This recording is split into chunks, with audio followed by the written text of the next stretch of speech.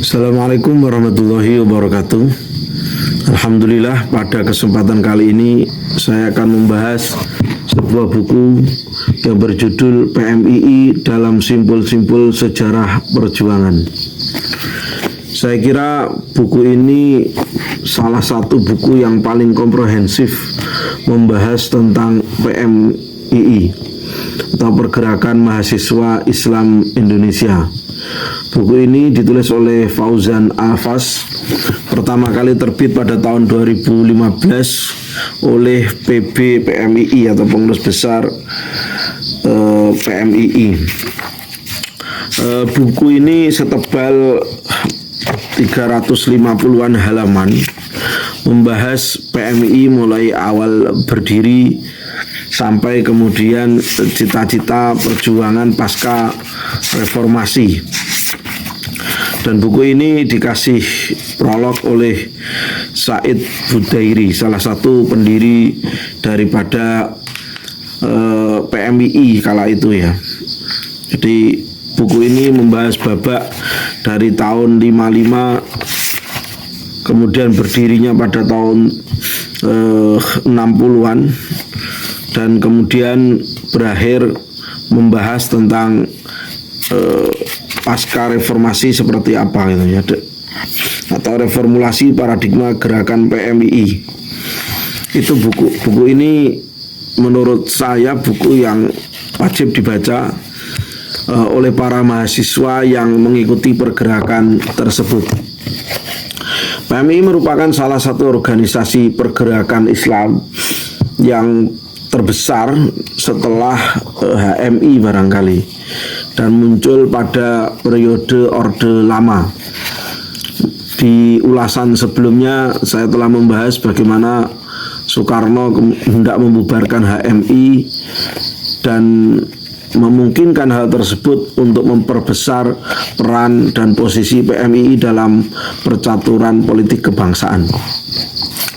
Anda bisa melihat di video saya yang sebelumnya. Sejarah berdirinya PMII tidak lepas dari tiga hal. Yang pertama adalah situasi politik negara, kemudian posisi umat Islam, dan adanya organisasi kemahasiswaan yang sudah ada pada periode Orde Lama. Paling tidak ada tiga organisasi yang besar yang telah muncul pada saat itu, yaitu ada PPMI, Perserikatan Perhimpunan Mahasiswa Indonesia, dan MMI, Majelis Mahasiswa Indonesia, dan tentu saja HMI, Himpunan Mahasiswa Islam. Namun demikian, keadaan organisasi mahasiswa itu tidak pernah lepas daripada kondisi politik yang terjadi saat itu. Jadi tarik ulur organisasi kemahasiswaan itu senafas dengan kondisi partai politik yang ada saat itu, sehingga hal ini berlangsung sampai bahkan pecahnya G30 SPKI. PPMI dan juga MMI yang didominasi oleh anak CGMI atau Konsentrasi Gerakan Mahasiswa Indonesia, sebuah organisasi pemuda underbow daripada Partai PKI, itu juga turut habis ketika proses pengganyangan PKI pada tahun 65.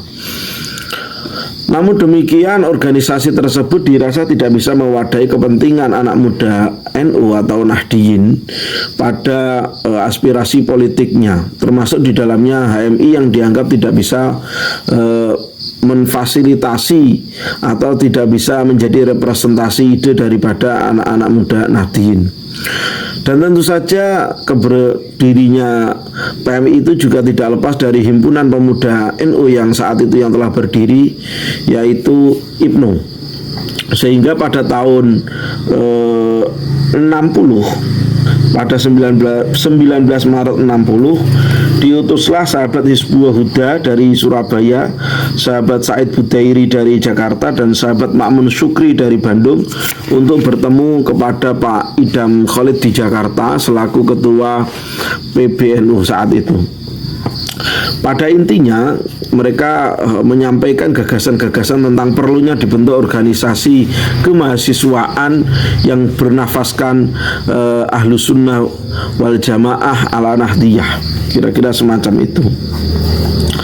Maka setelah diberi restu oleh Pak Idham Khalid, dibentuklah pengurus pertama kali susunan pimpinan pusat PMII. Jadi pada mulanya namanya bukan PB PMII tetapi PP PMII.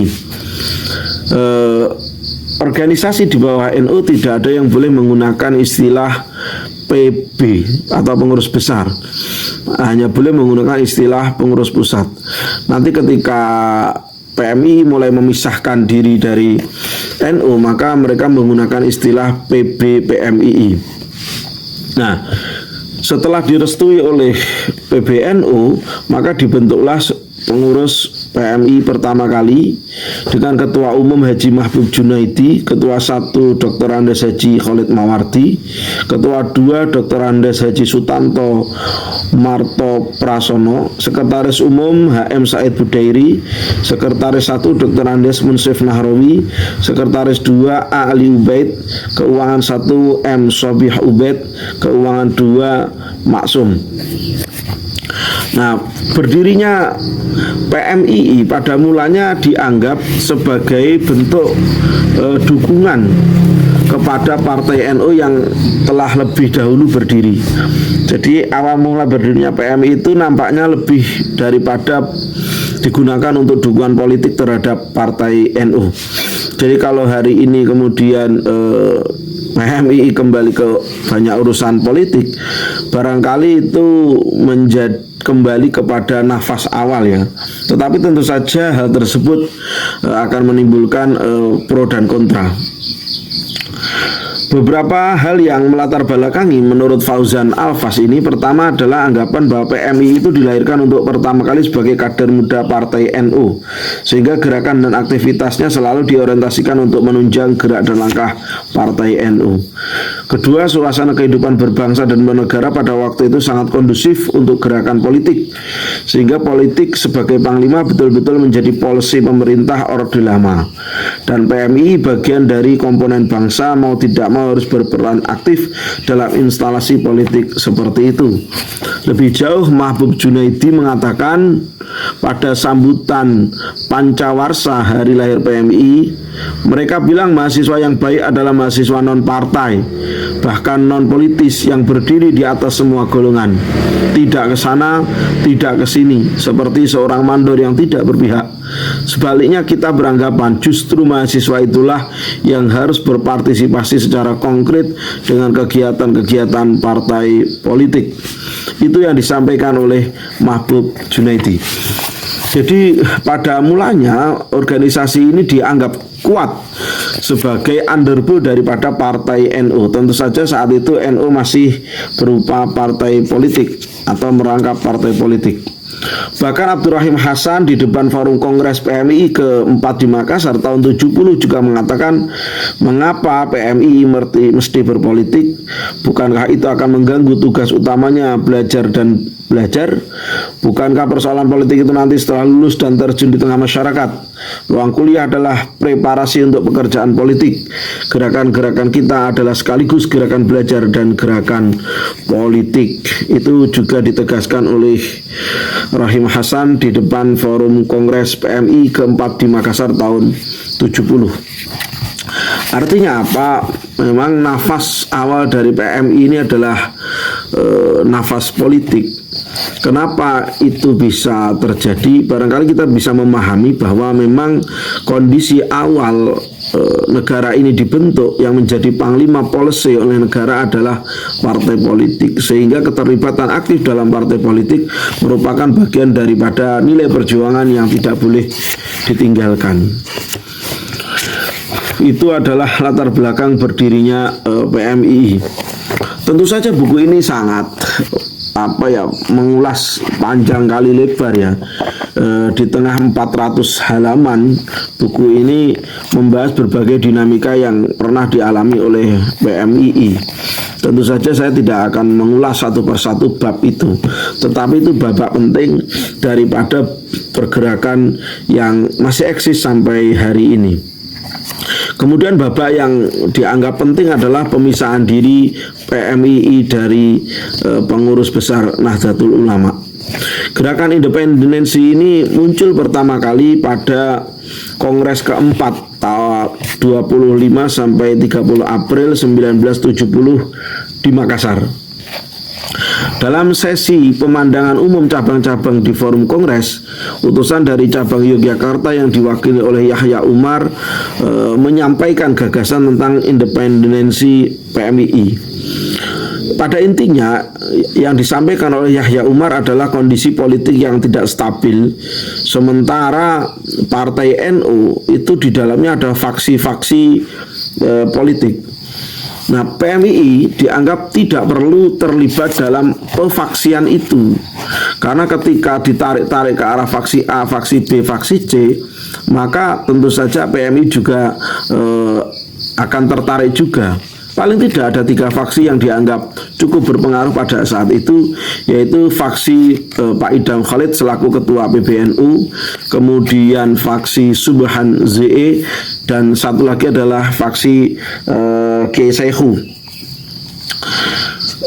Yahya Umar mengatakan pentingnya sikap profesionalisme di kalangan warga PMII. Menurutnya anggota PMII sebaiknya lebih banyak konsen pada pembinaan karakter mahasiswa sebagai seorang akademisi dan calon profesional yang handal. Tentu saja kalau kita lihat kesejarahannya, hal ini akan dianggap berbeda ya, di mana pada awalnya nafas PMII ini adalah nafas politik. Ketika politik menjadi panglima dan roh daripada kebijakan negara. Tetapi lama-kelamaan ketika Orde Baru, politik ini menjadi alat kekuasaan yang tak terbatas dan otoritarian, sehingga menurut para mahasiswa saat itu, para pengurus PMII dianggap perlu nih memisahkan diri daripada partai. Kenapa? Karena partai ini menjadi alat kekuasaan yang otoriter, gitu. Tentu saja. Kenapa? Karena saat pemerintahan Orde Baru di awal-awal tahun 70 itu sudah mulai nampak otoritarianisme Soeharto saat itu ya. Seperti itu. Ide tentang independensi ini pada mulanya ditolak oleh beberapa cabang, terutama yang menolak keras adalah dari pengurus di Jawa Timur. Itu menolak keras ide tentang pemisahan PMII dari NU. Selain Jawa Timur, yang menolak gagasan itu adalah dari Makassar. Sementara cabang Bandung dan Jakarta mendukung gagasan independensi tersebut. Nah, alasannya adalah ketika memisahkan diri dari NU akan dianggap memisahkan diri dari Ahlu Sunnah wal Jamaah dan juga kiai-kiai yang menjadi ruh daripada gerakan keislaman itu sendiri. Tetapi tentu saja hal tersebut dibantah oleh kelompok yang mendukung independensi, bahwa yang dimaksud terlepas itu adalah terlepas secara struktur, tidak terlepas secara ideologi keislaman yang tetap berhaluan Ahlus Sunnah wal Jamaah. Ketuanya Zamroni ini ketua pada periode tahun 70 sampai 73. Pada mulanya menolak usulan pemisahan diri PMII dari NU. Alasannya tentu saja sebagaimana alasan dari cabang Jawa Timur dan Makassar. Tetapi pasca pemilu tahun 71, Zamroni melihat bahwasannya Orde Baru ini di bawah pemerintahan Pak Harto akan menfusikan partai menjadi satu partai politik. Jadi partai-partai Islam itu gagasannya akan dibonsai menjadi satu partai yang kita kenal pada hari kemudian dengan nama Partai Persatuan Pembangunan. Menurut Zamroni, PMII sebagai underbow dari NU, kalau kemudian NU berada di bawah partai lain atau underbow partai lain, lalu seberapa luas gerakan PMII? Tentu saja hal tersebut akan mengurangi peran dan gerakan PMII. Masa NU underbow partai lain punya underbow NU, underbow punya underbow lagi, sehingga dianggap tidak efektif. Apalagi gelagat Pak Harto ini sudah mulai, gelagat Orde Baru ini mulai kelihatan melakukan fusi partai. Maka pada mulanya ketika Zamroni menolak gagasan independensi tersebut, pasca pemilu tahun 71, Imroni sebagai ketua mendukung hal tersebut. Bahkan ia menyatakan politik boleh berubah, namun PMI sebagai tempat mahasiswa mengamalkan ajaran Islam yang berpaham Ahlus Sunnah wal Jamaah tidak boleh berubah. PMI tidak boleh mati meskipun harus independen dan tidak satu wadah dengan NU. Tentu saja ide ini diwarnai dengan kontroversi-kontroversi yang dilakukan oleh para pengurus partai NU. Misalnya saja korupsi yang tidak ada suara dari pengurus besar Nahdlatul Ulama. Mereka tidak mengkritisi korupsi yang terjadi di tubuh pemerintah. Misalnya saja pada ide pembangunan TMII atau Taman Mini Indonesia Indah. Ketika mahasiswa yang berada di PMI mengkritik pembangunan tersebut, nyatanya pengurus besar tidak mengkritik gitu. Justru PBNU di bawah Pak Idam malah mendukung hal tersebut, sehingga tentu saja mencederai idealisme daripada mahasiswa itu sendiri. Sementara ketika mengkritik dan mengambil keputusan, PMI harus menunggu fatwa daripada NU yang dianggap terlalu lambat dan tidak progresif gitu. Dan tentu saja ini sangat tidak sejalan dengan ide cita-cita anak muda saat itu. Sekalipun kemudian pengurus pusat ini belum bernama PBPMII ya, tapi masih PPPMII. Mereka berkonsultasi dengan beberapa tokoh dan pengurus partai NU seperti Pak Idam Khalid, Mahbub Junaidi yang saat itu sudah menjadi pengurus partai NU, Subhan ZE dan Khalid Mawardi. Kendati sudah melakukan beberapa konsultasi, kelompok Abdul Padare dari Makassar masih keberatan dengan gagasan independensi dan sempat menuduh bahwa gagasan tersebut merupakan bagian daripada proyek operasi khusus daripada Ali Murtopo. Jadi masih belum bisa menerima yang dari kelompok Abdul Padare dan tentu saja dari Jawa Timur belum bisa menerima. Sementara Pak Idam dan Mahbub Junaidi dapat memahami gagasan independensi yang akan dijadikan sikap resmi PMII. Dengan alasan demi masa depan dan pertumbuhan PMII, menurut Mahbub, gagasan independensi PMII merupakan bentuk dinamika anak muda yang sudah acuh dengan konflik politik yang berkepanjangan di tubuh internal partai NU. Tetapi menurut kelompok Abdul Padare, Pak Idam itu sebenarnya tidak setuju gitu. Pak Idam itu tidak setuju dengan gerakan tersebut gitu, karena ketika PMII itu memisahkan diri dari partai NU, saat itu NU menjadi partai ya, ini catatan penting, maka PMII tidak bisa diandalkan untuk menjalankan program dan modernisasi atau pembaruan di lingkungan NU.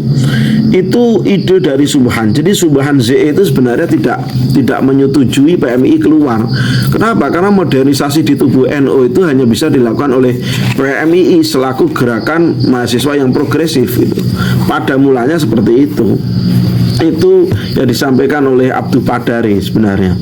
Namun demikian, sekalipun kemudian terjadi pro kontra tentang pemisahan itu, Mubes kedua PMI di Murnajati Lawang Malang, Jawa Timur pada tanggal 14 sampai 16 Juli tahun 72 nanti akan memutuskan bahwa PMII secara resmi keluar daripada kepengurusan PBNU, pengurus atau keluar di luar NU. Ide tentang pemisahan ini kemudian menguat pada Mubes kedua PMII pada musyawarah besar. Sebenarnya gagasan tentang independensi PMI ini sudah dimulai dari Mubes pertama dileles Garut Jawa Barat pada 20 sampai 27 Januari 69, di mana saat itu masing-masing ketua cabang dimintai pendapatnya atau presentasinya mengenai ide tentang independensi tersebut. Tentu saja yang pertama kali menolak adalah Abdul Padare, kelompok Abdul Padare dan kelompok dari cabang Jawa Timur. Pada acara ini, Selamat Effendi Yusuf sebagai ketua cabang PMII Yogyakarta itu mempresentasikan makalah berjudul Mahasiswa PMII dan Independensi, sebuah keharusan. Pada intinya, cabang Yogyakarta meneruskan gagasan independensi yang disampaikan dalam Kongres 4 di Makassar. Menurut Selamat, PMI harus segera mengambil sikap tegas dan konkret untuk mengakhiri masa suram. Masa depan PMI sudah waktunya tidak tergantung situasi politik internal Partai NU yang sedang pecah dalam berbagai kelompok. Gagasan tersebut didukung oleh cabang Medan, Bandung, dan Jakarta. Ketua cabang Bandung, Man Muhammad Iskandar, menyetujui gagasan ini sambil meyakinkan para peserta MUBES bahwa sikap independensi bukan berarti PMI lepas dari NU secara keseluruhan. PMI hanya melepaskan diri secara organisatoris dari NU, namun tetap memperjuangkan ajaran Islam Ahlus Sunnah wal Jamaah seperti yang diambil selama ini diperjuangkan oleh NU. Sikap ini harus diambil semata-mata untuk menyelamatkan PMI dari ambang kematian. Sekalipun kemudian mulai mengeras ya situasi keinginan untuk independensi, banyak pengurus-pengurus NU itu tidak setuju gitu. Bahkan ketika kelompok Jawa Timur ini mendapat dari Kalimantan dan setelah dikonsultasikan dengan Kiai Makhrus Ali di Kediri, itu beliau menyatakan bahwa siapapun yang keluar dari PMII akan keluar dari NU dan langsung dianggap kualat. Nama Selamat Effendi Yusuf, Umar Basalim, dan beberapa cabang pendukung gagasan tersebut dianggap sebagai kelompok pengkhianat NU yang ada di PMII. Ini sikap keras Kiai Makhrus Ali dari Kediri ya, khas Kiai Makhrus ini. Sekalipun kemudian ini tetap terus ditentang, nyatanya kemudian PMII pada akhirnya melepaskan diri dari Partai NU atau dari PBNU. Dalam sambutan di acara penutupan MUBES Murnajati itu, Zamroni menegaskan kendati PMI independen namun tetap konsisten memperjuangkan paham Ahlus Sunnah wal Jamaah. Karenanya ketakutan dan kekhawatiran kalau PMII akan keluar dari koridor Islam atau tidak bernaung di bawah NU merupakan anggapan yang tidak tepat. Deklarasi Murnajati merupakan titik awal perjalanan baru PMII karena harus menentukan masa depannya sendiri tanpa campur tangan pihak manapun termasuk NU. Pada periode inilah kemudian ada deklarasi Murnajati yang kemudian dikukuhkan dalam Kongres 5 tanggal 25 sampai 28 Desember 1973 di Ciloto, Bandung, Jawa Barat. Pengukuhan ini dituangkan dalam diktum keputusan manifest independensi PMII. Maka ketika memulai babak baru PMII, kepengurusan pusat dirubah dari PP PMII atau pengurus pusat Pengurus pusat PMII berubah menjadi PB PMII atau pengurus besar PMII. Sejak saat itu PMII independen daripada NU itu sendiri. Pertanyaannya adalah, apakah pengurus PMII saat ini banyak yang terlibat politik praktis? Dan apakah perlu PMII kembali di bawah PBNU setelah NU tidak lagi menjadi partai politik? Silakan berikan komentar dan tanggapan Anda. Sekian dari kami, salam literasi. Wassalamualaikum warahmatullahi wabarakatuh.